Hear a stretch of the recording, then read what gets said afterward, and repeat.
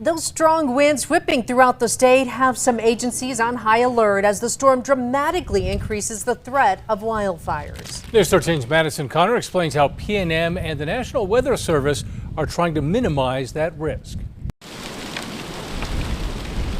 We're not the wildfire experts, but we play a huge role in wildfire mitigation. Strong winds and a drier winter make for a bad combo across New Mexico and much of the country, especially as the state heads into wildfire season. We're kind of in the thick of it right now, where we've already been seeing strong wind gusts between 50 and 70 miles per hour, mainly along and east of the Central Mountain Chain. The National Weather Service issued a red flag warning throughout eastern New Mexico, with more of the state expected to be impacted starting tomorrow. We also have a fire weather watch for the Rio Grande Valley, which includes Albuquerque and Socorro. PNM says they are paying close attention. On a normal, just blue sky day, if something was to hit our line, like a tree or something, our system would open and the power would go off, and then it would close again to see if that was just like a tap.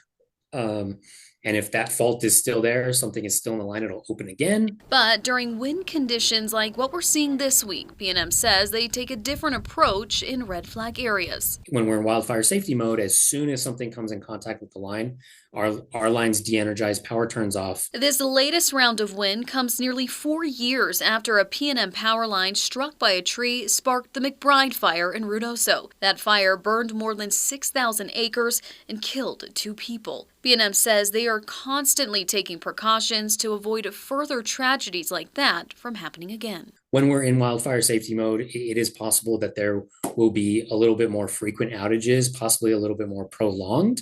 But again, that is all in the name of keeping our communities safe from a wildfire. Madison Connor, KRQE, News 13. To prepare for wildfire season, PNM added new technology to track potentially dangerous areas.